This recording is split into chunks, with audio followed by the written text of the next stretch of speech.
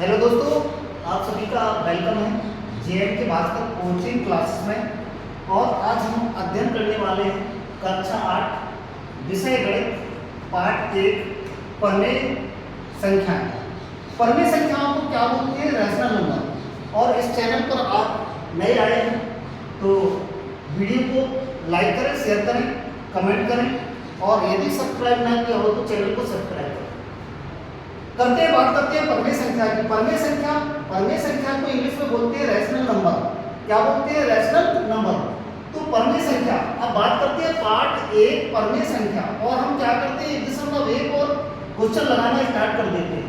लेकिन उसके पहले हम पार्ट के बारे में जानकारी तो जाने क्या है परमेय संख्या। परमेय संख्या की परिभाषा, परमेय संख्या की परिभाषा हम सीखेंगे बिल्कुल ही सरल शब्दों में।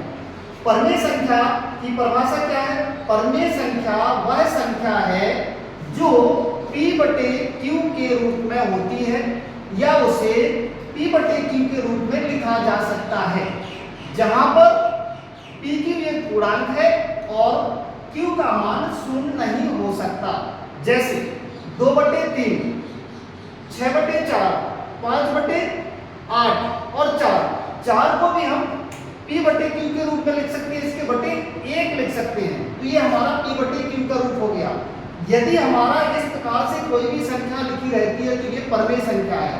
परमेय संख्या यहाँ पर हमारी परिभाषा में ही दर्शा रहे हैं कि परमेय संख्या वह संख्या है जो P/Q के रूप में हो, बटे के रूप में लिखी हो, P/Q के रूप में होती है या उसे P/Q के रूप में लिखा जा सकता है, या उसे P/Q के रूप में लिखा जा सकता है। जैसे यहाँ पर हमने यहाँ लिख दिया √4 को हम परमेय संख्या के रूप में लिखा जा सकता है। कैसे लिखा जा सकता है? इसका जब हम वर्गमूल लेंगे तो इसका 4 का वर्गमूल कितना आएगा? 2, और जिसके बटे में कुछ नहीं उसके बटे में ये परमेय संख्या के रूप में लिख गई है। तो इसलिए परमेय संख्या की जो परिभाषा होती है, परमेय संख्या वह संख्या है जो P/Q के रूप में होती है। जैसे ये है P/Q के रूप में होती है, या उसे P/Q के रूप में लिखा जा सकता है, जैसे हमने इसको अभी बताया, जहां पर PQ एक पूर्णांक है और Q का मान शून्य नहीं हो सकता है। ये बटे में कहीं पर भी शून्य नहीं हो सकता है। शून्य यदि हो गया तो वह परमेय संख्या नहीं है। बात करते हैं प्रश्न नंबर 1 की। प्रश्नावली 1.1, प्रश्नावली 1.1। यहाँ पर हम डाल देते हैं प्रश्नावली 1.1। प्रश्नावली 1.1 का पहला क्वेश्चन क्या है? निम्नलिखित प्रत्येक में गुणन के अंतर्गत उपयोग किए गए गुणधर्म मतलब गुण का नाम लिखिए। जो हमारा निम्नलिखित मतलब जितने भी हमारे क्वेश्चन दिए गए हैं, निम्नलिखित जो क्वेश्चन दिए गए हैं, प्रत्येक में गुणन के अंतर्गत जो उपयोग किए गए गुणधर्म, जो गुणधर्म इनमें उपयोग किए गए हैं, उन गुणधर्म का यानी गुण का नाम लिखना है यहाँ पर। तो पहला क्वेश्चन है -4/5 × 1 बराबर 1 × -4/5। इसका आंसर जब हल करेंगे, इसका करेंगे या इसका करेंगे, आंसर क्या आएगा? -4/5 ही आएगा। तो इसका आंसर क्या हो गया? इसका किस रूप में लिखा है? ये गुणात्मक 1 का होना। यहाँ पर देखिए गुणा, मैं ये इसको आगे लिख दिया, पीछे 1 का गुणा, इसमें पहले 1 का गुणा कर दिया, इसको पीछे लिख दिया। संख्या वही है, केवल इसमें 1 का गुणा किया, तो इसको बोलते हैं गुणात्मक 1 का होना। इसकी जगह पे हम 4/5 की जगह पे 2/3 लिखे, गुणा 1, फिर 1 × 2/3। ये आगे और पीछे हो गया। 1 का गुणा इधर पीछे हो रहा है, इधर आगे हो रहा है, लेकिन 1 का गुणा है तो इसका क्या हो जाएगा? गुणात्मक 1 का होना।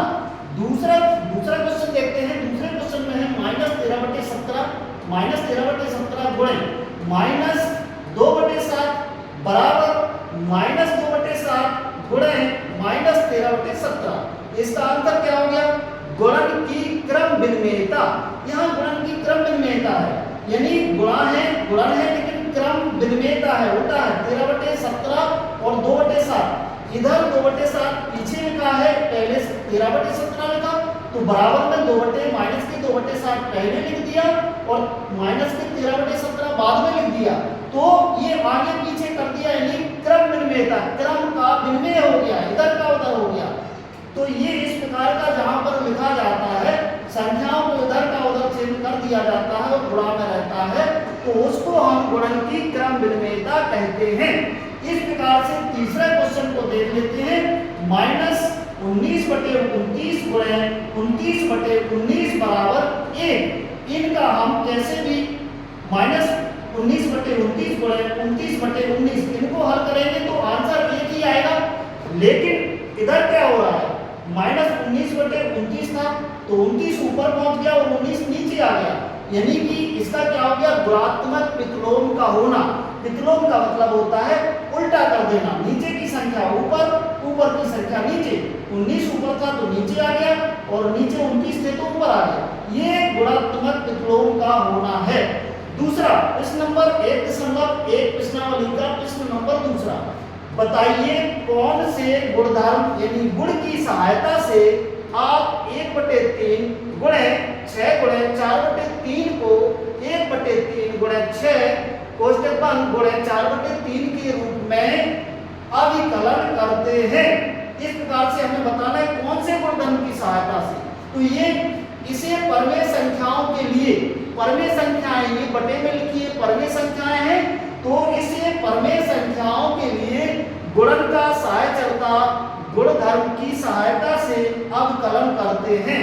ऐसे क्वेश्चनों का हम, जो हमारे ये क्वेश्चन इस प्रकार के होते हैं, ऐसे क्वेश्चन का हम अवकलन क्या करते हैं, सहचारता गुणधर्म के प्रयोग से अवकलन करते हैं। तो इस प्रकार के और भी सही तरीके से बिल्कुल साधारण भाषा में सभी टॉपिक को समझने के लिए JMK Bhaskar coaching classes YouTube channel इसको सब्सक्राइब कीजिए, कमेंट कीजिए और इससे बेटर क्या कर सके, और चैनल को शेयर कीजिए, लाइक कीजिए, कमेंट कीजिए, और चैनल पर नए आए हैं तो चैनल को सब्सक्राइब करना ना भूलें, इसको जल्दी से करें बिल्कुल क्रम से। अगली वीडियो 1.1 का हो गया, इसके आगे नए अध्याय का वीडियो आने वाला है जो आपको देखने के लिए मिलेगा, उस पर आप अच्छे तरीके से समझ पाएंगे। तब तक के लिए जय हिंद।